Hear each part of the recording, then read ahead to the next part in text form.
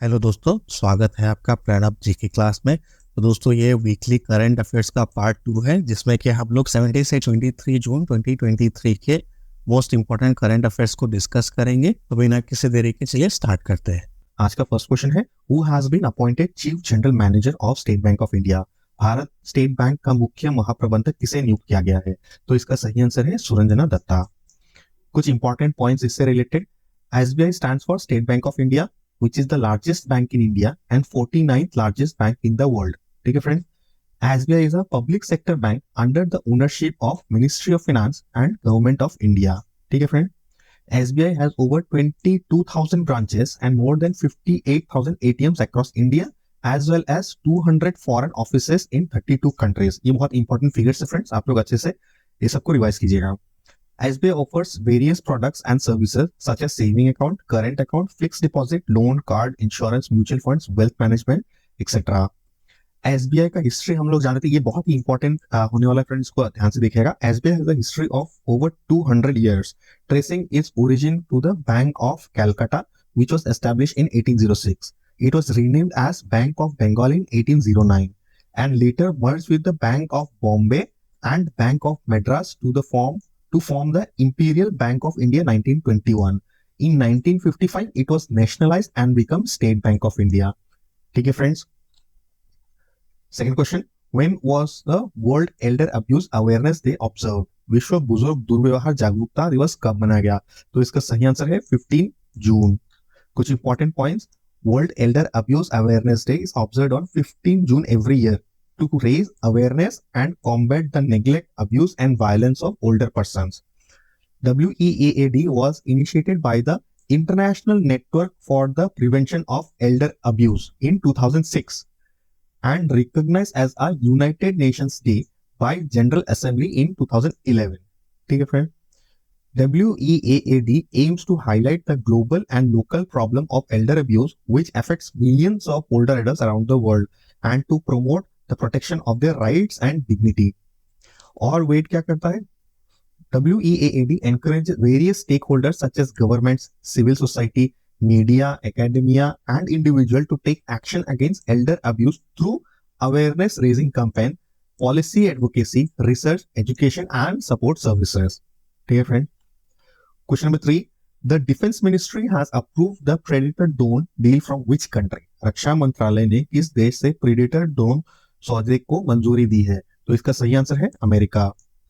कुछ important points. The defence ministry of India has approved the deal to buy Predator drones from United States ahead of prime minister Narendra मोदी's visits to US. The deal is to procure around 30 MQ-9B Reaper drones from General Atomics Aeronautical System, जो कि एक US based company that produces low carbon jet fuel from waste materials. The deal is expected to cost around $3 billion and will be the first acquisition of armed drones by India. The drones will be distributed among 3 services, with 12 for the Indian Navy, 10 for Indian Army, and 8 for Indian Air Force. Question number 4. In the ongoing Community Spirit Index 2023, which city has been named the most friendly city in the world? चल रहे community spirit index 2023 में किस शहर को दुनिया का सबसे दोस्ताना शहर का नाम दिया गया है? तो इसका सही आंसर है सिडनी एंड टोरंटो। तो इसका सही आंसर हुआ ए एंड बी। दोनों को सेम पॉइंट्स मिले हैं फ्रेंड्स, तो इसीलिए ये दोनों सही आंसर है। कुछ important points. Community spirit index 2023 is a comprehensive ranking of 53 cities world wide based on their friendliness to non natives. मतलब जो नॉन नेटिव आते हैं उस कंट्री में, तो वो उन नॉन नेटिव्स के टुवर्ड्स कितना ज्यादा फ्रेंडली है। According to the index, Toronto and Sydney are tied as the friendliest city in the world for non-natives in 2023, both receiving an overall friendly score of 7.97 out of 10. The index also reveals the least friendly cities in the world for non-native in 2023, which are Mumbai and Delhi, both receiving an overall friendliness score of 2.6 out of 10. इसका मतलब यह है कि मुंबई और दिल्ली सबसे least friendly city है जो कि non-native है, मतलब उस जगह से बिलोंग नहीं करते हैं उनके लिए। Question number 5. Asia Cup Cricket 2023 will be held in which country other than Pakistan? Asia Cup Cricket 2023 Pakistan के अलावा किस देश में आयोजित किया जाएगा? तो इसका सही आंसर है Sri Lanka. The 2023 Asia Cup is a tournament that will feature 6 Asian teams. कौन-कौन से? India, Pakistan, Sri Lanka, Bangladesh, Afghanistan and Nepal. The tournament will be held in Pakistan and Sri Lanka from August 31 to September 17, जो कि एक hybrid model follow करेगा. The hybrid model means 4 matches will be played in Pakistan and the remaining 9 matches will be played in Sri Lanka. ये इसलिए हुआ because जो BCCI है उन्होंने कहा कि इंडिया जो है वो पाकिस्तान ट्रैवल नहीं करेंगे क्योंकि कुछ पॉलिटिकल टेंशन है दोनों कंट्रीज के बीच में. तो 2 ग्रुप्स होंगे, group A, group B. Group A में इंडिया, पाकिस्तान, नेपाल होगा. ग्रुप बी में श्रीलंका, बांग्लादेश, अफगानिस्तान होगा. तो फ्रेंड्स, ये जो एशिया कप टाइटल है सबसे ज्यादा इंडिया ने जीता है 7 टाइम्स. सेकंड जो हाईएस्ट है वो श्रीलंका ने जीता है 6 टाइम्स और पाकिस्तान ने इसे 2 बार जीता है. Question number 6, which famous singer Sharda has passed away, she belong to which state. मशहूर गायिका शारदा का निधन हो गया है, वो किस राज्य से संबंध रखती थी? तो इसका सही आंसर है तमिलनाडु. ठीक है फ्रेंड्स, कुछ important point. Sharda Rajan Iyengar, popularly known as Sharda, was a veteran playback singer who sang Hindi, Tamil, Telugu and other languages.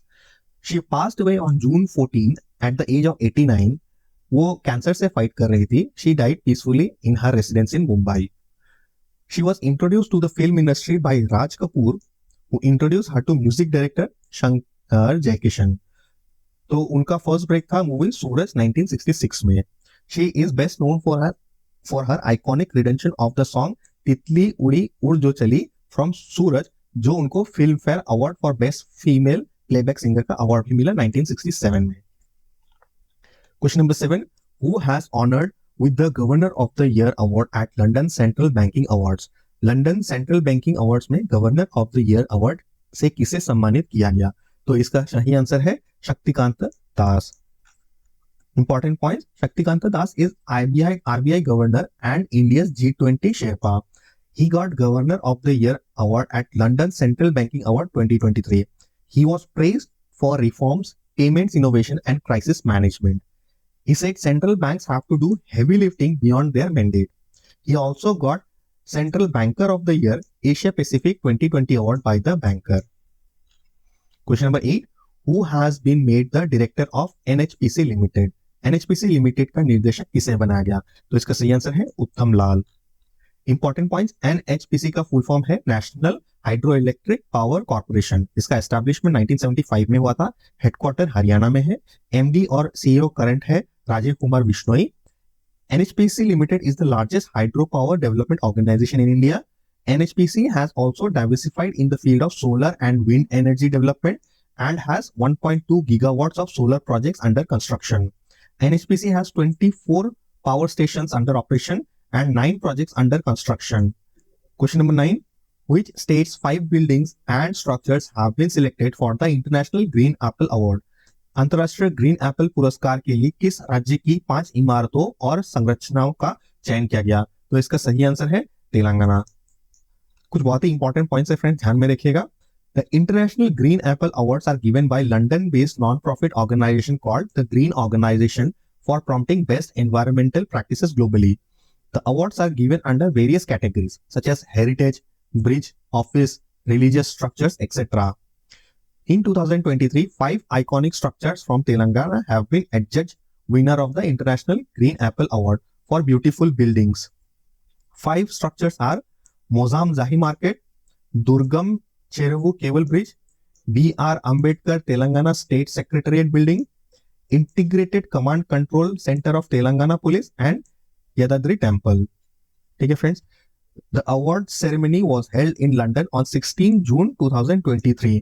Question number 10, Indian Oil Corp has partnered with LanzaJet to set up an aviation fuel plant in which state? Indian Oil Corp ने किस राज्य में विमानन ईंधन संयंत्र स्थापित करने के लिए लालाजेट के साथ साझेदारी की है? तो इसका सही आंसर है हरियाणा. कुछ important points, Indian Oil Corporation Limited, also known as Indian Oil, is an Indian central public center undertaking under the ownership of Ministry of Petroleum and Natural Gas, Government of India. इसका headquarter new Delhi में है और registered office Mumbai में है. It is the largest oil refiner and fossil fuel retainer in India.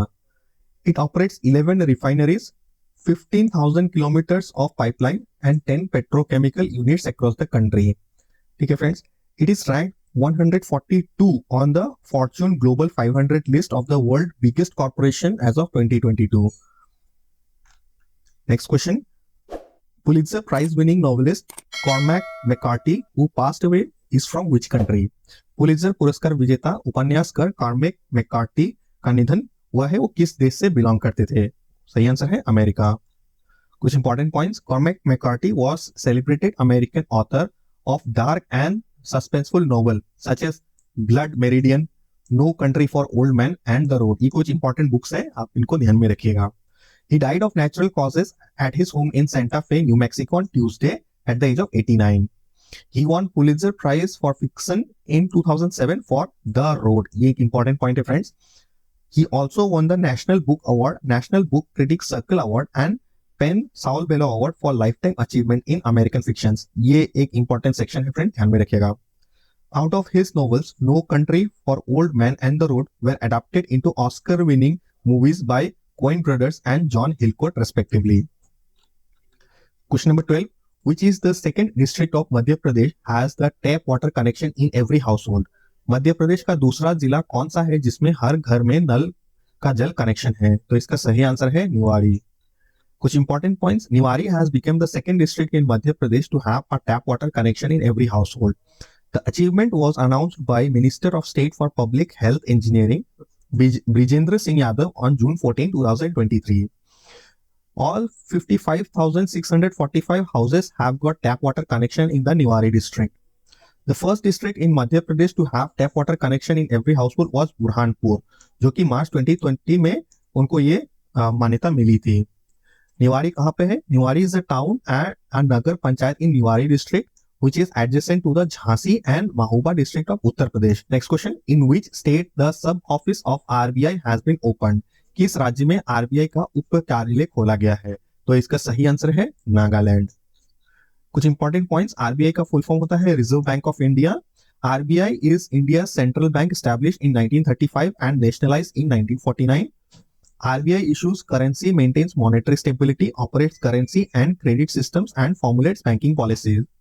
RBI conducts exam for various posts such as Grade B officers, assistants, security guard, etc. RBI Grade B exam has 2 written exams and an interview. The written exams cover general awareness, English, quantitative aptitude, reasoning, economic and social issues, finance and management, economics and statistics. ये important points है friends exam के लिए, इनको आप ध्यान में रखिएगा। Shaktikanta Das is the current governor of RBI and India Sherpa to G20. He was appointed in 2018 and extended till 2024. Question number 14. Arunpol app has been launched in which state? Arunpol app किस राज्य में launch किया गया? तो इसका सही answer है अरुणाचल प्रदेश। कुछ इंपॉर्टेंट पॉइंट्स है friends. The Arunpol app is a mobile application launched by the Arunachal Pradesh Police for the safety and security of the people of the state. The app has an emergency feature through which one can easily reach out to a police station in time of crisis and avail a range of services. The app also enables the user to use various other services such as tenant verification, servant verification, and PCC verification. The app is available on Google Play Store and can be used by both citizens and tourists. Question number 15. How much monthly pension has been announced by the Haryana government to its Padma Award winners? Haryana सरकार ने अपने पद्म पुरस्कार विजेताओं को कितनी मासिक pension देने की घोषणा की है? तो इसका सही आंसर है 10,000 रुपीज। कुछ important points. The Padma awards are the highest civilian awards of India conferred by the president of India for distinguishing services in various fields such as arts, literature, medicine, sports, etc. Padma awards are divided into 3 categories. Padma Vibhushan, the second highest civilian award; Padma Bhushan, the third highest civilian award; Padma Shri, the fourth highest civilian award.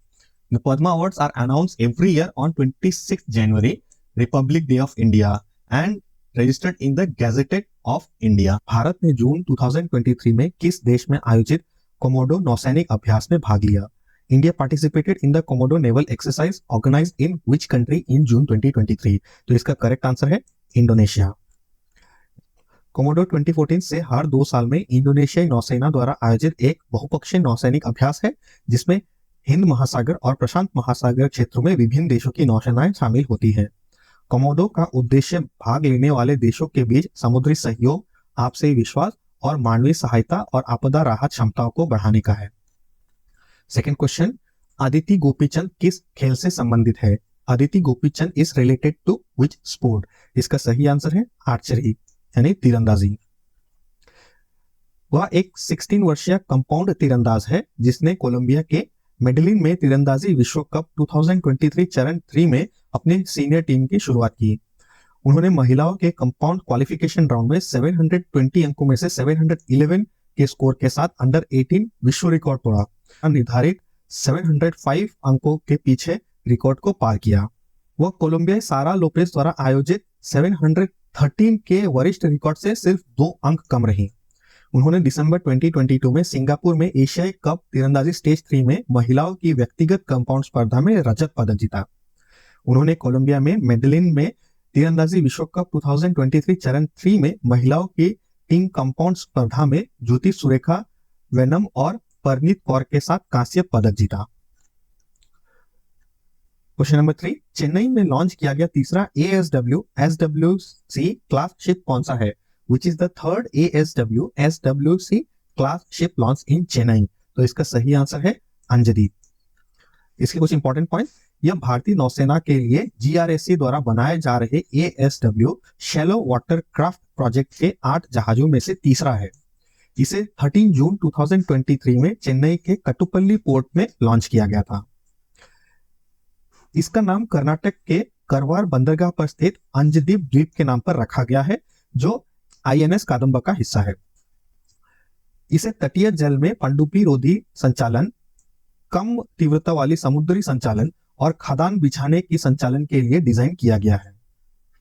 Question number 4, विश्व मरुस्थलीकरण और सूखा रोकथाम दिवस कब मनाया जाता है? When is the World Day to Combat Desertification and Drought observed? तो इसका सही आंसर है 17 जून। कुछ इंपॉर्टेंट पॉइंट्स, इसकी स्थापना 1994 में united nations convention to combat desertification के साथ जनरल असेंबली द्वारा की गई थी। 2023 की थीम है उसकी भूमि उसके अधिकार।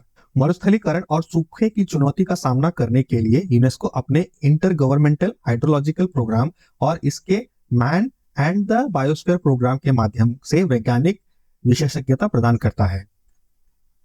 क्वेश्चन नंबर 5, 2025 में अंतरराष्ट्रीय प्रशासनिक विज्ञान संस्थान का वार्षिक सम्मेलन कहां आयोजित किया जाएगा?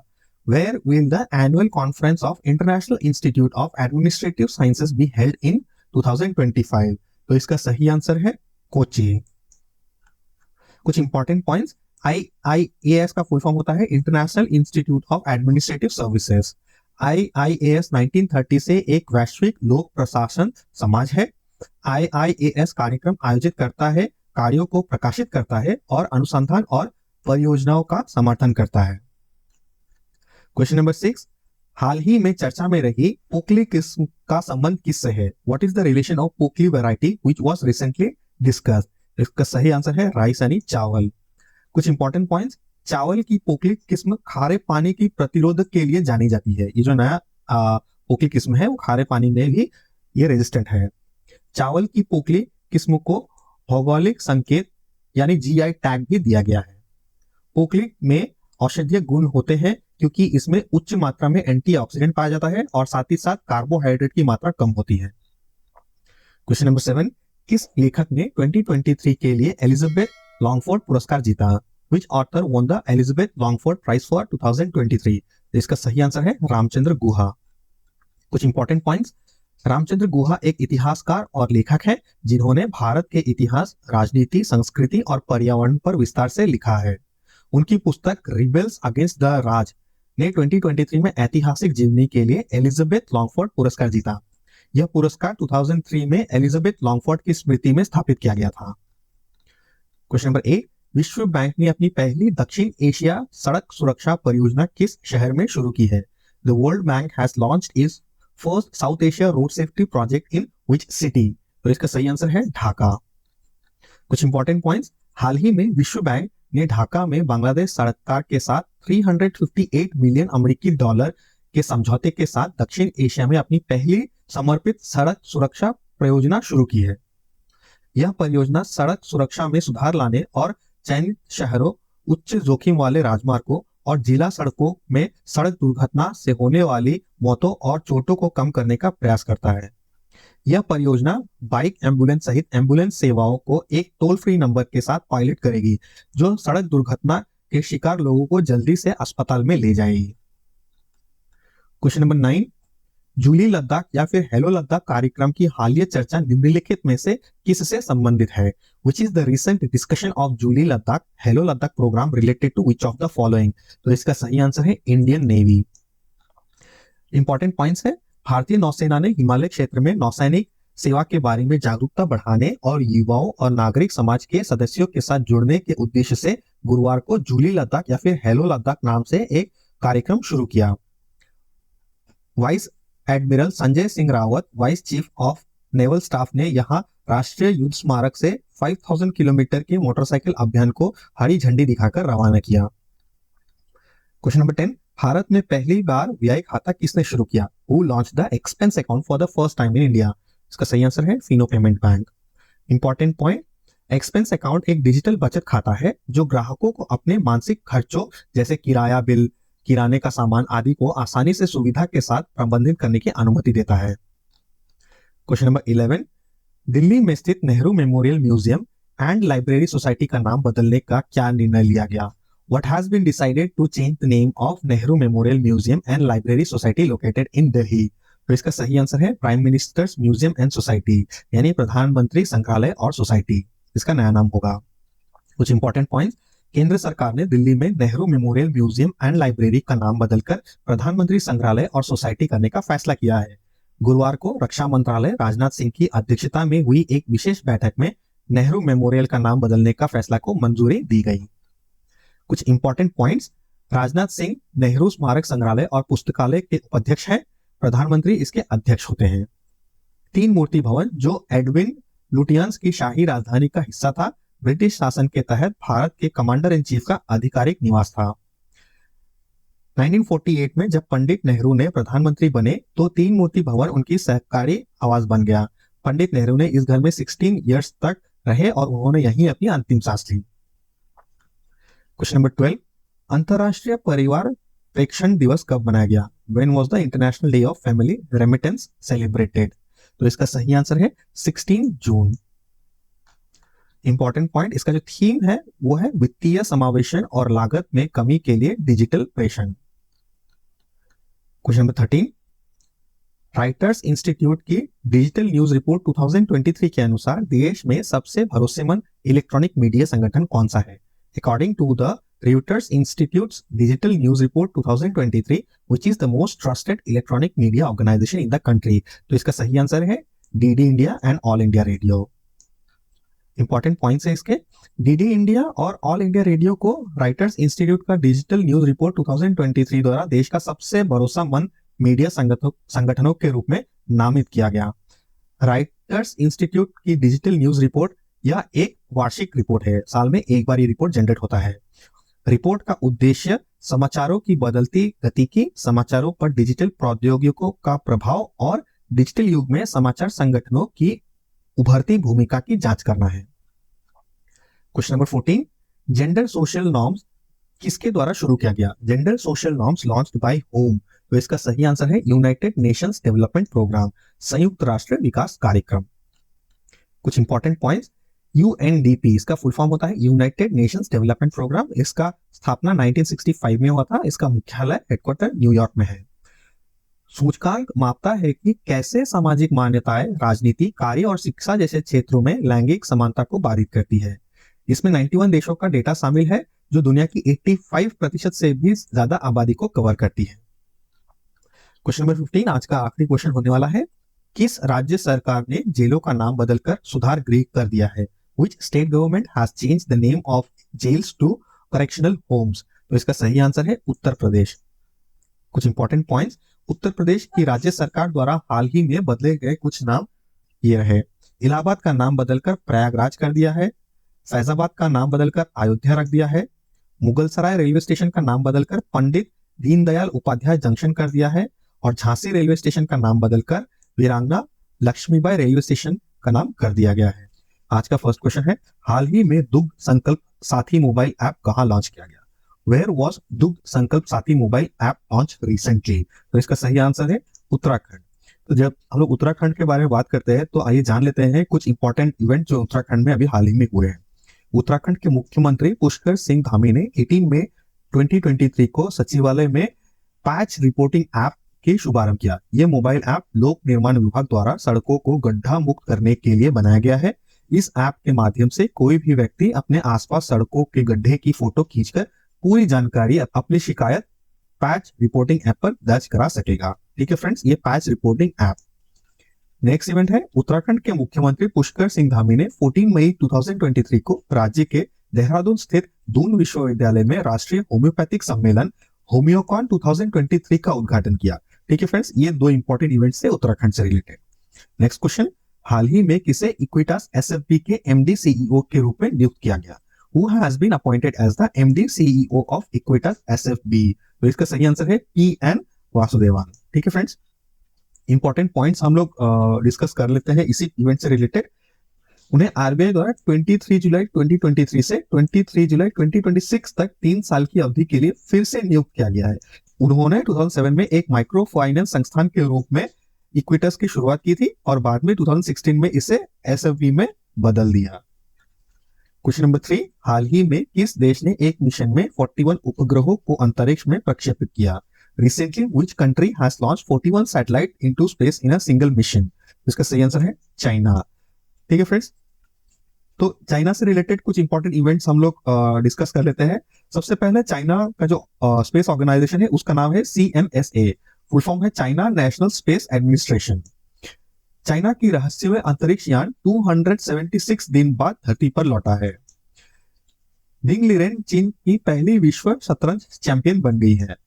चीन दुनिया का सबसे बड़ा कार निर्यातक बन गया है। चीन ने रिकॉर्ड 13वां सुदीर्मन कप भी जीत लिया है। डूबे हुए चीनी जहाज को बचाने के लिए भारतीय नौसेना ने P-81 विमान को तैनात किया है। ठीक है फ्रेंड्स, तो ये थे कुछ चाइना से रिलेटेड इंपॉर्टेंट टॉपिक्स जिसको कि हम लोग को प्रिपेयर करना होगा एग्जाम के लिए। क्वेश्चन नंबर 4, हाल ही में कृषि महोत्सव रजा पर्व का आयोजन कहाँ किया गया? Where was the agricultural festival Raja Parv organize recently? तो इसका सही आंसर है उड़ीसा। ठीक है फ्रेंड्स, तो इस इवेंट के बारे में हम लोग डिस्कस करते हैं। यह भारत के उड़ीसा में मनाया जाने वाला 3 दिवसीय नारीत्व का त्योहार है। ठीक है फ्रेंड्स, जो मिथुन के सौर महीने से शुरुआत और बारिश के मौसम का प्रतीक है। यह इस विश्वास पर आधारित है कि धरती माता या भूदेवी पहले 3 दिनों के दौरान मासिक धर्म से गुजरती है और चौथे दिन उन्हें औपचारिक स्नान कराया जाता है। यह एक ऐसा समय है जब कृषि कार्य निलंबित रहते हैं और महिलाएं और लड़कियां काम से आराम करती है और विभिन्न रीति रिवाजों का आनंद लेती है, जैसे कच्चा खाना खाना, रस्सियों पर झूलना और नए कपड़े पहनना। इसे मिथुन संक्रांति के रूप में भी जाना जाता है और यह भगवान विष्णु, भगवान शिव और हनुमान जी की पूजा से जुड़ा हुआ है। ठीक है फ्रेंड, तो ये रजा पर्व से रिलेटेड कुछ इंपॉर्टेंट पॉइंट्स। क्वेश्चन नंबर 5, हाल ही में रक्षा मंत्री राजनाथ सिंह ने आत्मनिर्भरता पर परामर्श बैठक की अध्यक्षता कहाँ की है? Where has Defense Minister Rajnath Singh chaired a consultation meeting on self-reliance recently? तो इसका सही आंसर है बैंगलोर। कुछ इंपॉर्टेंट पॉइंट्स इसी इवेंट से रिलेटेड। रक्षा मंत्रालय समिति ने 16 जून 2023 को सांसदों की आत्मनिर्भरता की पहल के बारे में जानकारी दी। बैठक में भारत में रक्षा उपकरण बनाने में सरकार की उपलब्धियों की समीक्षा की गई। बैठक में घरेलू मांग सुनिश्चित करने और रक्षा बजट और स्वदेशीकरण को बढ़ावा देने पर जोर दिया गया।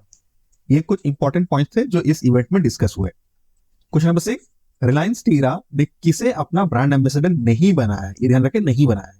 Reliance Tira did not make whom as its brand ambassador.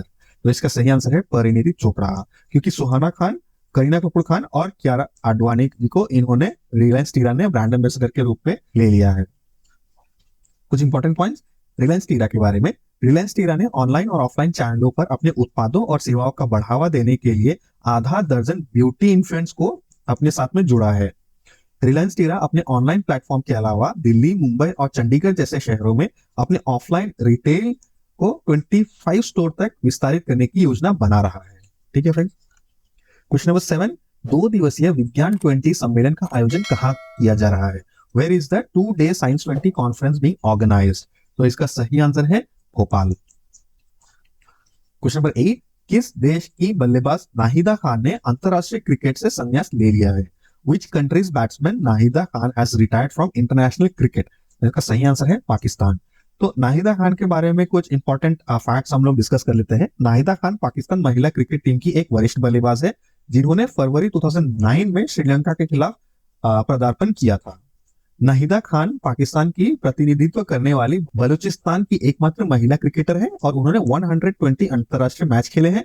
Question number 9, axis bank के गैर कार्यकारी अध्यक्ष के रूप में किसे नियुक्त किया गया? Who has been appointed as the non-executive chairman of Axis Bank? तो इसका सही आंसर है एन.एस. विश्वनाथन। कुछ इंपॉर्टेंट पॉइंट्स हम लोग डिस्कस कर लेते हैं जो नए सीईओ या फिर एमडी बने हैं। सबसे पहले यूआईडीआई के नए सीईओ अमित अग्रवाल बने हैं। बीएसएफ के डीजी नितिन अग्रवाल को नियुक्त किया गया है। प्रवीण के श्रीवास्तव को केंद्रीय सतर्कता आयुक्त के रूप में शपथ दिलाई गई। बर्मिंघम के पहले भारतीय मूल के लॉर्ड मेयर चमन लाल चुने गए हैं। कर्नाटक बैंक ने एमडी एंड सीईओ के रूप में श्री कृष्ण हरिहर शर्मा को नियुक्त किया। और कुछ सेक्टर्स हम लोग डिस्कस करते हैं। विश्व स्वास्थ्य संगठन का बाहरी लेखा परीक्षण गिरीश चंद्र वर्म को चुना गया है। नए स्वास्थ्य सचिव के रूप में सुधांश पंत नियुक्त किए गए हैं। एनएचपीसी डायरेक्टर के रूप में उत्तम लाल को नियुक्त किया गया है। यूके ने जैन मैरियट को पाकिस्तान में पहली महिला दूत के रूप में नियुक्त किया है। ठीक है फ्रेंड्स, ये भी कुछ इंपॉर्टेंट नियुक्ति है डिफरेंट सेक्टर्स पे। क्वेश्चन नंबर 10, हाल ही में किसे यूरो के प्रतिष्ठित S prize for lifestyle achievement सम्मान से सम्मानित किया है? Who was honored with Euro's prestigious ACE Prize for Lifestyle Achievement? तो इसका सही आंसर है अरुंधति रॉय। अरुंधति रॉय एक भारतीय लेखिका और एक्टिविस्ट हैं जिन्हें उनके उपन्यास the God of small things के लिए जाना जाता है, जिसने 1997 में फिक्शन के लिए बुकर पुरस्कार भी जीता था। अरुंधति रॉय एस पुरस्कार प्राप्त करने वाली पहली भारतीय और एशियाई लेखिका है जो पहले Tony Morrison, Margaret Atwood, Salman Rushdie और काजुको इशिगुरो जैसे लेखकों को प्रदान की जा चुकी है। क्वेश्चन नंबर 11, हाल ही में किसने स्थानीय समाचार प्रकाशकों के लिए भारतीय भाषा कार्यक्रम शुरू किया? Who has recently launched an Indian language program for local news publishers? तो सही आंसर है गूगल। गूगल का भारतीय भाषा कार्यक्रम गूगल समाचार पहल द्वारा भारत में स्थानीय समाचार प्रकाशकों का समर्थन करने के लिए पहल किया गया है जो 9 भाषाओं का मूल समाचार उत्पाद करेगा। कार्यक्रम में भारत की भाषाई विविधता को पूरा करने और व्यापक दर्शकों तक पहुंचाने के लिए अंग्रेजी, हिंदी, कन्नड़, तमिल, तेलुगु, बंगाली, मलयालम, गुजराती और मराठी सहित 9 भाषाओं को शामिल किया गया है। Question number 12, A Life Well Spent for Decades in the Indian Foreign Service पुस्तक किसने लिखी है? Who wrote the book A Life Well Spent for Decades in the Indian Foreign Service? तो इसका सही आंसर है सतीश चंद्र। कुछ इंपॉर्टेंट पॉइंट सतीश चंद्र जी के बारे में। सतीश चंद्र एक सेवानिवृत्त भारतीय राजनयिक है जो 1965 में भारतीय विदेश सेवा में शामिल हुए। सतीश चंद्र 1989 से 1992 तक जेनेवा में संयुक्त राष्ट्र कार्यालय में भारत के स्थायी प्रतिनिधि थे। Question number 13, real estate expo 2023 का उद्घाटन कहाँ किया गया? तो इसका सही आंसर है धर्मशाला। धर्मशाला रियल एस्टेट एक्सपो 2023 एक 3 दिवसीय कार्यक्रम है जो धर्मशाला और आसपास के क्षेत्रों जैसे कांगड़ा, बैजनाथ और अन्ना नगर के विभिन्न संपत्तियों और परियोजनाओं को प्रदर्शित करता है। धर्मशाला रियल एस्टेट एक्सपो 2023 का उद्घाटन हिमाचल प्रदेश के मुख्यमंत्री जयराम ठाकुर ने 17 जून 2023 को किया। ठीक है friends. Question number 14, master residential real estate पुस्तक किसने लिखी? Who wrote the book master residential real estate? तो इसका सही आंसर है अश्विंदर सिंह। अश्विंदर सिंह के बारे में कुछ जान लेते हैं। अश्विंदर सिंह एक सीईओ, ऑथर और रियल एस्टेट विशेषज्ञ है जिनके पास रियल एस्टेट क्षेत्र में अग्रणी डेवलपर्स और वित्तीय संस्थानों के साथ काम करने का 25 से अधिक वर्षों का अनुभव है। Master residential real estate the A to Z of residential real estate के बाद उनकी दूसरी पुस्तक है। क्वेश्चन नंबर 15, आज का लास्ट क्वेश्चन, वैश्विक पवन दिवस कब मनाया गया? When was the global wind day celebrated? तो इसका सही आंसर है 15 जून। वैश्विक पवन दिवस एक विश्वव्यापी कार्यक्रम है जो 15 जून को मनाया जाता है। ग्लोबल विंड डे का आयोजन विंड यूरोप और GWEC द्वारा किया जाता है। वैश्विक पवन दिवस एक उद्देश्य पवन ऊर्जा के लाभों के बारे में जागरूकता बढ़ाना है। ठीक है फ्रेंड्स। तो फ्रेंड्स ये थे आज के मोस्ट इंपॉर्टेंट क्वेश्चंस। इससे आप लोग किसी भी तरह के गवर्नमेंट जॉब्स के प्रिपरेशन के लिए प्रैक्टिस कर सकते हैं। आपको वीडियो कैसा लगा प्लीज कमेंट बॉक्स में मुझे लिखिए। वीडियो का कंटेंट और क्वालिटी अच्छा लगा हो या फिर कोई सजेशन या क्वेश्चन हो तो उसे भी कमेंट बॉक्स में लिखिए। अगर अभी तक आप लोगों ने चैनल को लाइक शेयर और सब्सक्राइब नहीं किया है तो प्लीज लाइक शेयर और सब्सक्राइब कर दीजिएगा। मिलते हैं आप लोगों से कल सुबह 8 बजे नेक्स्ट वीडियो के साथ। ऑल द बेस्ट, जय हिंद।